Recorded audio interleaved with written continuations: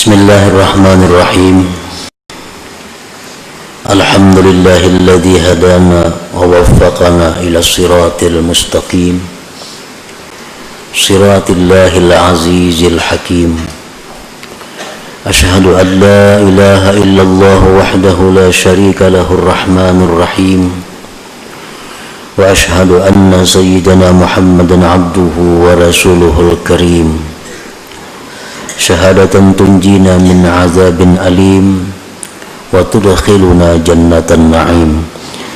Allahumma salli wa sallim wa barik ala sayyidina Muhammadin dhi khuluqin azim wa ala alihi wa ashabihi wa dhurriyyatihi wa atba'ihi ila yaumil aqim.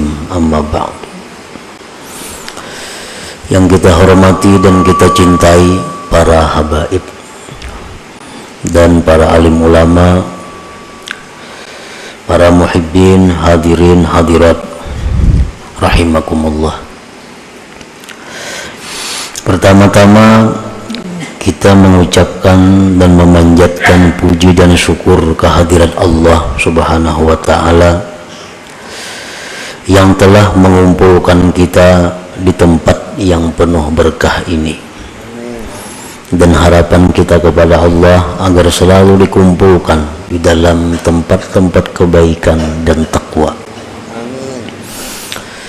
Puji dan syukur juga kita haturkan kehadirat Allah Subhanahu wa ta'ala yang mana pada saat ini Allah menempatkan kita dalam keadaan yang sangat mulia, dalam keadaan yang sangat agung, dalam keadaan yang sangat dibanggakan Allah Subhanahu wa ta'ala, yaitu keadaan kita sebagai orang yang menuntut ilmu agama.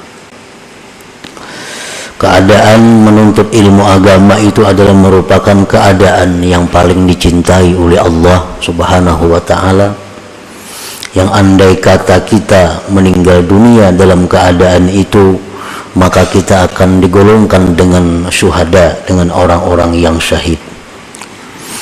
Dan kita memohon kepada Allah agar selalu senantiasa kita ditempatkan dalam keadaan menuntut ilmu agama ini. Amin ya rabbal alamin. Salawat dan salam kita haturkan kepada junjungan kita Nabi besar Muhammad sallallahu alaihi wasallam dan kepada seluruh keluarga, para sahabat, zuriat dan pengikut beliau.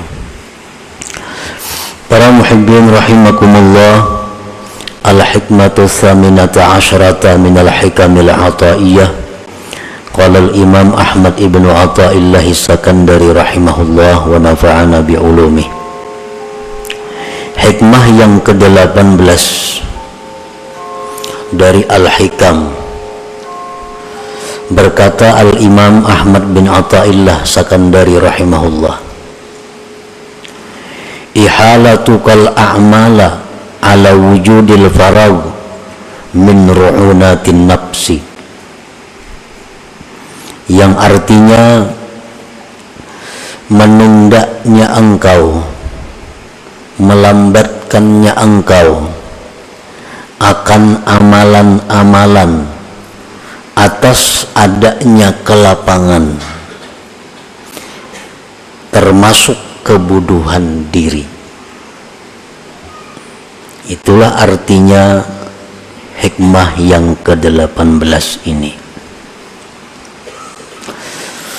Penjelasannya adalah idza kana al-'abdu mutalabbisan bihalin min ahwalid dunya kat-tijarah wa nahwiha wa kana lahu fiha syughlun yamna'uhu min al-'amal bil a'malis shalihat wal wazaifid diniyah, wa ahala dhalika al-'amal ala faraghi min tilkal ashghal, wa qala idza tafarragtu 'amiltu dhalik fa dhalika min hamaqati nafsih.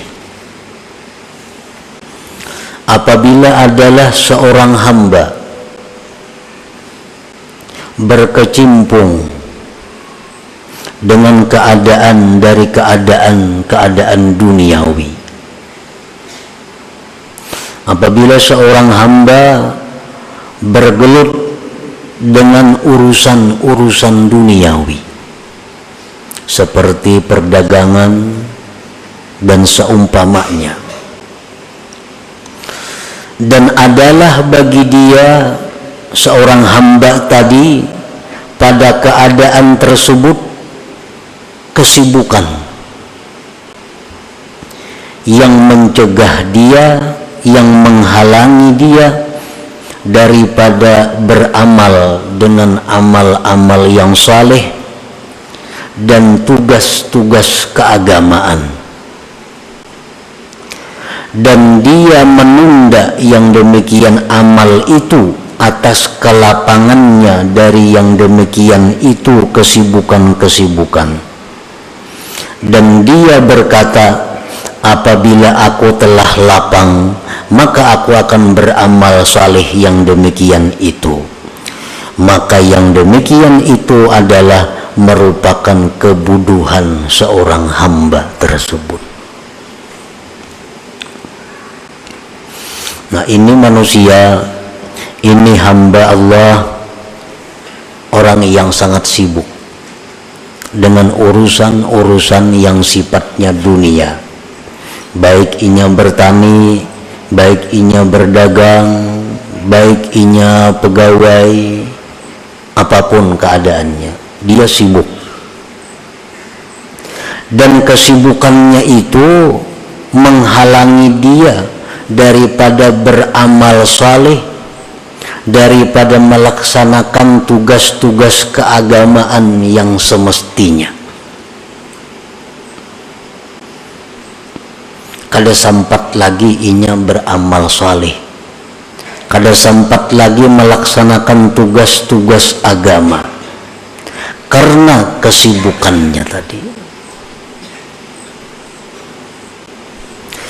Dan dia menunda yang demikian itu beramal saleh atas waktu lapang dari itu kesibukan-kesibukan tadi.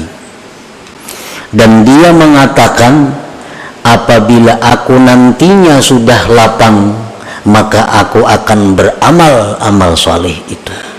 Nah, orang seperti ini di dalam agama dianggap orang yang bodoh ngarannya.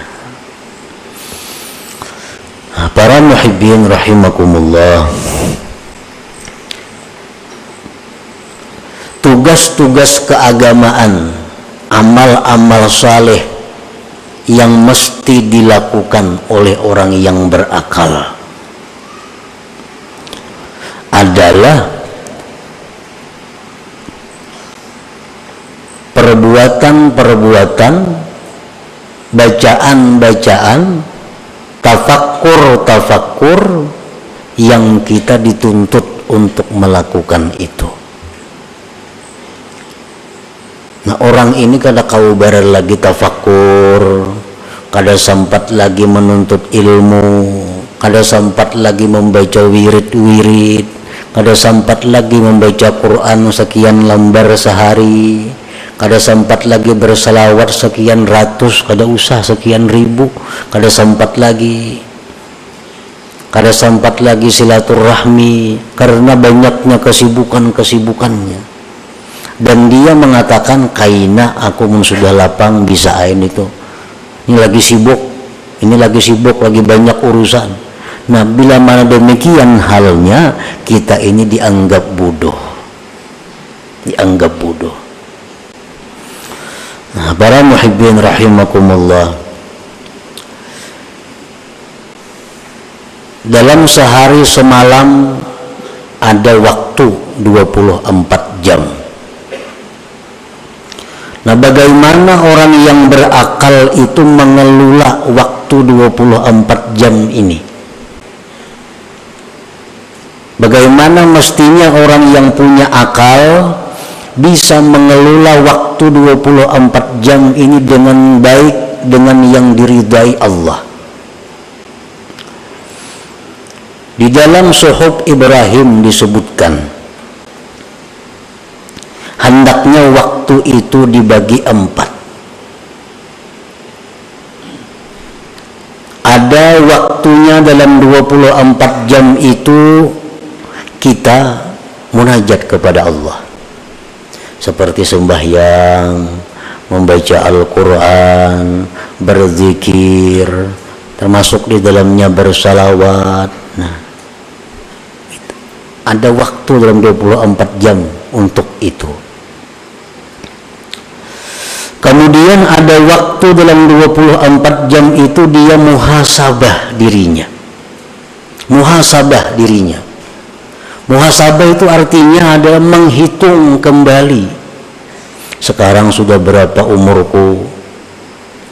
Berapa banyak sudah waktu yang kuhabiskan untuk agama?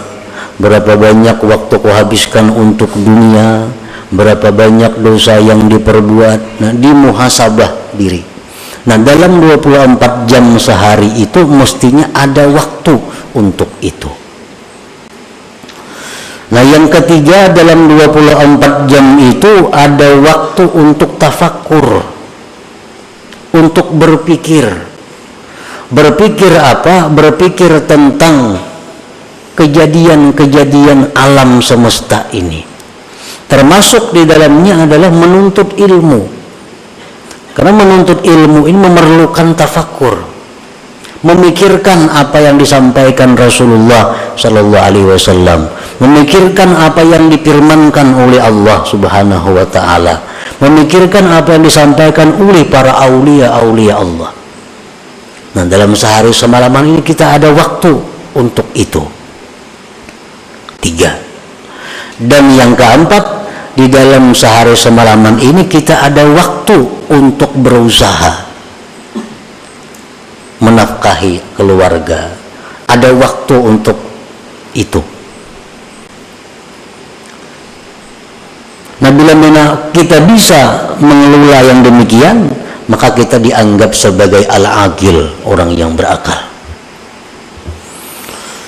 Nah, para muhibbin rahimakumullah. Jadi dalam 24 jam itu guring kada dihitung. Jadi guring kita berapa? Misalnya yang kita cukup 8 jam, itu paling banyak guring. Lebih pada itu, ujar Imam Ghazali, kada manusia. 8 jam itu sudah paling full guring. Nah, jadi waktu 24 jam, 8 jam itu kita guring. Guring itu artinya nilainya 0. Kada jadi napa-napa, kada ada dosa, kada ada pahala. Ini guring nang kada ada niat apa-apa, guring semata guring. Orang nang mengertinya guring berniat untuk hak tubuhnya, berniat agar supaya kuat bangunnya kaina. Nah, itu jadi ibadah guringnya. Ini guring nang biasa 8 jam. Kalau niatnya baik, makin bagus lagi guring itu. Ada niat-niat guring supaya guringnya jadi ibadah. 8 jam. Jadi yang tersisa waktu lagi berapa? 16 jam. 16 jam lagi waktu. Nah, 16 jam inilah yang kita bagi 4. 16 jam ini yang dibagi 4, saparapat itu mestinya untuk urusan duniawi. Nah, saparapat untuk urusan duniawi. 3/4-nya urusan akhirat. Berapa seperapatnya? 4 jam lah. Nah, 4 jam berarti 12 jam lagi. Nah, 12 jam itu kita gunakan untuk ibadah, menuntut ilmu. 12 jam itu kita gunakan lagi untuk sembahyang, untuk zikir, untuk membaca Quran, untuk silaturahmi, untuk kebaikan-kebaikan. Nah, demikianlah orang yang disebut akil, orang berakal. Bila mana kita banyak kesibukan-kesibukan urusan duniawi yang lebih menguasai waktu kita, lalu kita tunda untuk melaksanakan yang demikian tadi, kayak aja kunang kayak itu kawa ini kada kawa lagi. Mun 4 jamannya sehari berdagang kada kawa lagi. 4 jamannya lagi sehari kada kawa. Kayaknya dulu nih tuh, kayaknya ada aja saatnya nang bujur-bujur kayaknya aku ke akhirat beramal itu nang pol seharian, ada kayaknya saatnya menuai ini kada kawa. Nah, ini menunjukkan kita orang bungul ngarannya, kada orang pintar itu. Min hamakati nafsi, termasuk kebodohan diri. Kita berpikir macam itu. Nah, di mana seginya kebodohan kita, maka kita ini dipadahkan bodoh bila macam itu. Kaina jaba amal ini kada kawan lah. Ini banyak, itu banyak lagi masalah. Kaina itu bila kaina mulainya nang bujur-bujur. Nah, bila kayak itu kita dikatakan bodoh. Di mana bodohnya? Wa hamakatuhu min salasati aujuh. Bodohnya itu dari 3 sisi. Al-awwalu isaruhu dunya 'alal akhirah allati hiya marji'uhu wa watanuhu al-haqiqi wa dha'fu imanihi biqaulihi ta'ala wal akhiratu khairu wa abqa. Bodohnya itu yang pertama adalah dia mengutamakan dunia dari akhirat. Itu pertama.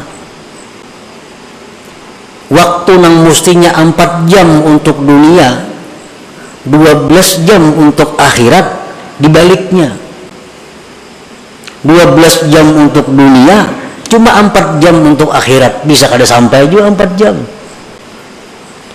Nah, ini orang ngarannya mengutamakan dunia atas akhirat,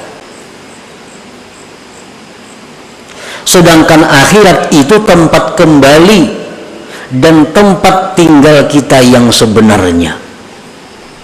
Wawatanuhul hakiki, tempat kita yang sebenarnya itu di akhirat, bukan di dunia ini. Dunia ini hanya perantauan kita untuk menuju akhirat. Macam orang-orang pekerja nang dari Jawa, nang dari daerah mana-mana, ini bekerja di tempat kita. Satu saat pikirannya pasti akan pulang ke tempatnya.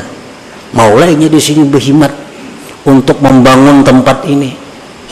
Kecuali pikirannya pacang kada bulik lagi ke sana. Kalau pikirannya pasti kembali ke tempatnya, ini di sini hanya mencari sangu, hanya mencari tabungan, hanya mencari bekal untuk bulik kena ke kampungnya, membangun rumah di sana. Nah, membangun apa di sana. Nah, itulah contohnya pengembara. Jadi tempat kita dunia ini hanya tempat sementara kita melewati untuk menuju tempat yang sebenarnya. Imam Ghazali dalam Ihya Ulumuddin mengisahkan bahwa perumpamaan dunia ini adalah orang yang berada di kapal. Nah, kapal di tengah laut. Begitu kapal ini berjalan dengan penumpang-penumpangnya, ujar kapten kapal, kita singgah satu mat di pulau. Nah, kita singgah satu mat di pulau ini untuk mencari bekal, untuk istirahat, untuk apa. Kayaknya kita berbuatan pulang ke kapal ini dan berangkat lagi. Turunan penumpang kapal di pulau. Nah, itulah dunia. Adalah orang kapal yang turun ke pulau itu berpikir bulah rumah di pulau. Kada ada. Kenapa? Karena ini pacang singgah satu mat saja. Adakah berpikir membuka perusahaan di pulau itu? Kada ada. Bila di pulau ini kena kunyuk, kapalnya berjalan, dimakan binatang buas, ditinggalkan orang. Nah, itulah kehidupan dunia ini. Dan contoh-contoh membuktikan berapa manusia yang mati meninggalkan gedung. Berapa banyak manusia yang mati meninggalkan duit miliaran rupiah.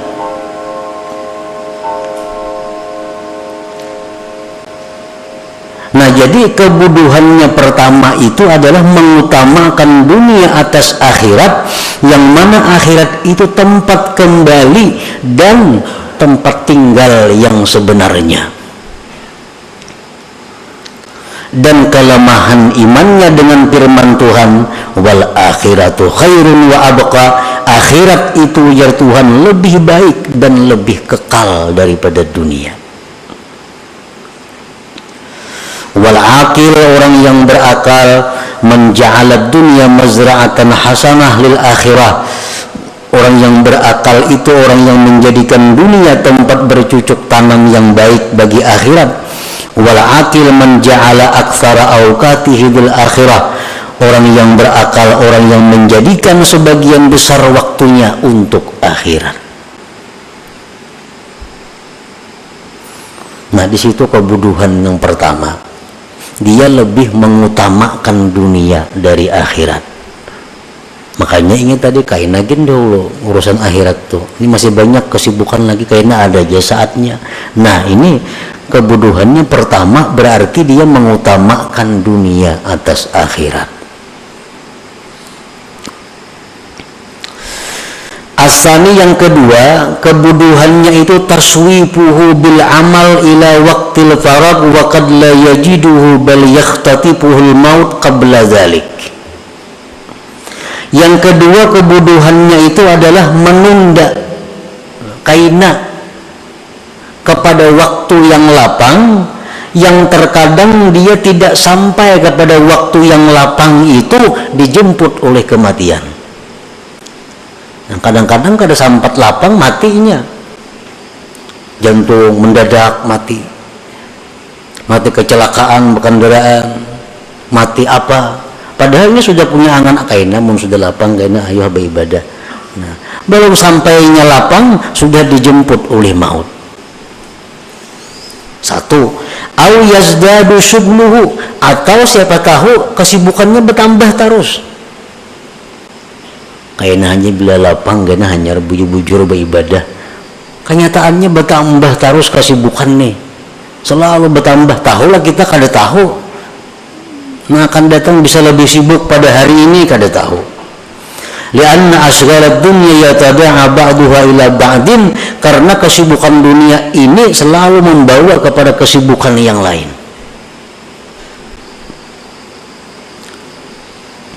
Aw ya'tariduhul marad wa la yastati'u bihil amal, atau di tengah jalan dia datang penyakit kada bisa lagi beramal. Kainagin beramal dulu. Stroke kawal lagi beramal, kada kawal lagi berjalan, kada kawal lagi nuntut ilmu. Stroke sudah di kursi roda ditunjol.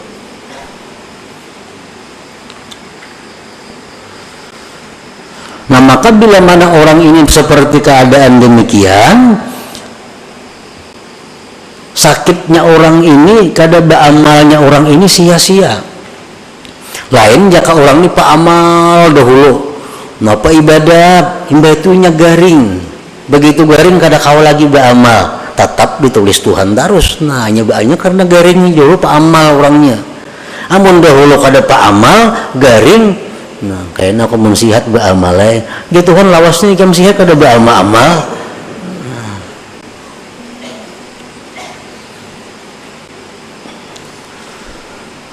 Nawafil hadis disebutkan dalam hadis in aktsara syahi ahli nar minat taswib, bahwasanya kebanyakan teriakan orang neraka itu akibat menunda-nunda tadi.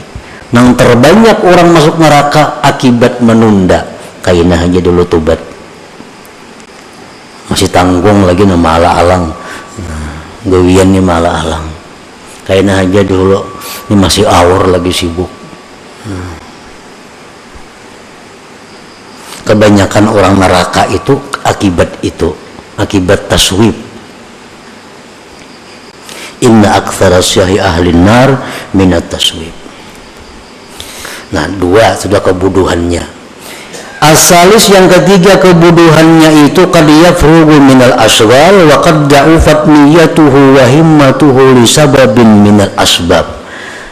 Bisa-bisanya waktu nang jaranya bila lapang kena beramal. Ada waktu lapang, siapa tahu niatnya sudah lemah, nah, himmahnya sudah lemah.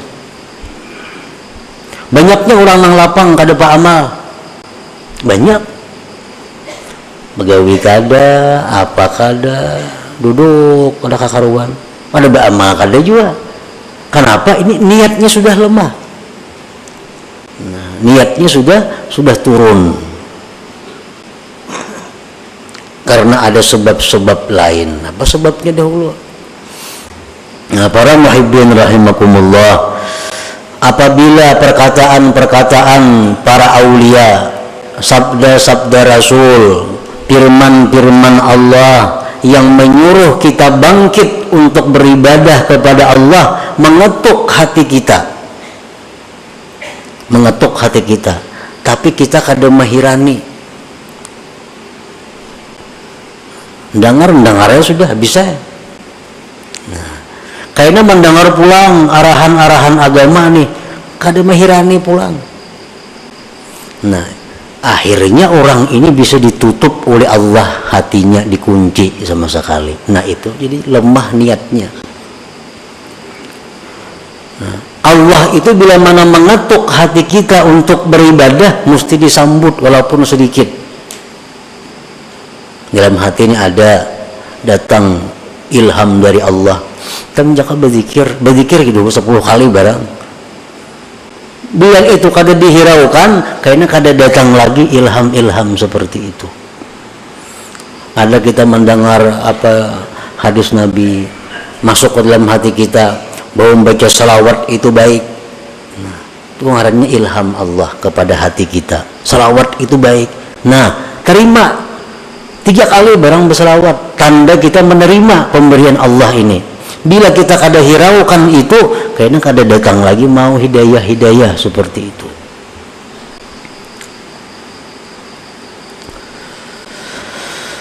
Nah, jadi 3 macam itulah dianggap bodoh tadinya. Orang menunda-nunda amal itu karena 3 macam tadi dianggap bodoh. 1, mengutamakan dunia daripada akhirat, padahal Tuhan sudah jelas mengatakan akhirat lebih baik. Yang kedua, menunda-nunda amal itu padahalnya kada tahu barangkali kita mati sebelumnya, barangkali garing, barangkali kada ada lagi waktunya. Yang ketiga, barangkali kaina itu lemah niatnya. Minan nas man razaqahumullah malan wa sihhatan fa in ammaruhuma bi ta'ati maulahum faqad syakaru wa rabihu ribhan azima. Setengah manusia orang yang diberikan Allah harta dan kesehatan, jika dia gunakan keduanya itu dengan taat kepada Tuhan, maka dia mensyukuri dan beruntung yang besar. Orang diberi Tuhan sudah kesehatan, diberi Tuhan harta banyak, digunakannya kesehatannya untuk taat kepada Allah, harta digunakannya untuk taat kepada Allah, orang ini beruntung yang besar dan tergolong orang yang bersyukur. Wa in dayya'uhuma bi an shaghalu bi jam'il mal wat takasur wa talazzuz bis syahawat faqad khasiru khusranan 'azima wa kafaru bi hataini ni'matain wa huwa min alamatil khidlan. Apabila dia menyia-nyiakan umur, sihat dan harta. Ini beri Tuhan harta, diberi Tuhan sihat, tapi disia-siakannya. Dia sibuk dengan jam'il mal wat takasur, dia sibuk dengan mengumpulkan harta dan berbanyak-banyak harta dan bersenang-senang dengan syahwatnya. Maka orang ini mendapat kerugian yang besar dan dia kufur dengan nikmat sihat dan nikmat harta itu, dan itu merupakan tanda kehinaan seseorang. Nah, tanda kehinaan ini artinya bakal jadi penghuni api neraka maksudnya. Nah, kita ini selama ini sihat saja awak, rezeki murah aja, tapi waktu kita banyak untuk urusan-urusan yang selain taat kepada Allah. Nah, itu alamat kehinaan kita, alamat kesusahan yang panjang bakal kita hadapi di akhirat. Tandanya itu. Nah, para muhibbin rahimakumullah, ada yang mengatakan bahwa mencari yang halal itu kan ibadah, menafkahi anak istri itu ibadah, dan itu adalah benar. Aku hari ini kada dagang, di rumah kada beberes, anak kada berduit, jadi hari ini aku turun berusaha. Hari ini turun berusaha, seapa hasilnya untuk nafkah keluarga. Nah, ini nang ibadah, ini nang bila mati fisabilillah. Orang ini di rumah kada ada lagi bekalnya, beres kada ada di rumah, duit kada ada, turun berusaha memberi makani anak bini. Anak kada turun di rumah kada bisa apa-apa, turun berusaha ini mencari nang halal. Nah ini nang halal ibadah, bila mati sabilillah, ini nang alasan nang tepat. Kalau kita banyak berisi harta, duit banyak berisi di rumah, beres begudang di rumah, turun berusaha mencari nang halal, menafkahi anak bini, itu kada cucuk alasan itu. Bagaimana setahun kada habis gudang itu dimakan. Nah itu kalau masih bercari artinya tujuannya takasur. Takasur itu apa? Memperbanyak harta, dan itu dikutuk oleh Tuhan. Alhaakumut takasur dalam Quran tuh. Nah, jadi orang bercari ini, mencari harta ini kalau tujuannya menafkahi bini, anak, keluarga, itu fisabilillah. Kalau tujuannya takasur, banyak-banyak mengumpulkan, nah itu nang dicela. Nah, kesibukan-kesibukan itu yang mengurangi, kesibukan-kesibukan itu yang menghabiskan waktunya untuk ibadah. Nah, para muhibbin rahimakumullah. Jadi itulah sebagian yang dimaksud daripada hikmah yang ke-18 daripada hikam ataiyah ini. Yang kesimpulannya adalah hendaknya kita jangan menunda beramal salih itu, menunda kepada waktu yang lapang. Kalau kita kada maulah lapang, kelapangan itu sulit datang. Nah, lapang sibuknya tergantung kita. Jangan menunggu lapang. Kalau kita menunggu kelapangan, hanya kita bangkit beribadah kepada Allah, menggunakan waktu yang banyak untuk ibadah kepada Allah. Nah, kalau kita menunggu kelapangan, kita dikatakan orang yang bodoh, dan itu merupakan tanda kehinaan kita. Artinya kesusahan, kesengsaraan yang panjang bakal kita hadapi di akhirat. Nah, para muhibbin rahimakumullah, mudah-mudahan kita diberi Allah hidayah dan taufik agar dapat mengamalkan ilmu yang diberikan Allah kepada kita ini. Ila hadratin Nabi sallallahu alaihi wasallam. Al-Fatihah.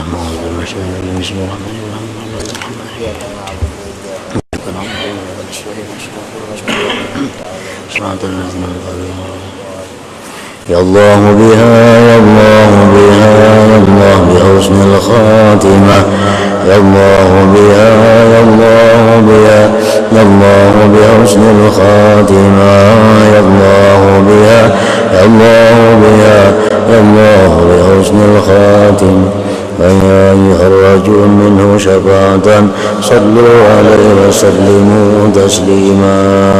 اللهم صل وسلم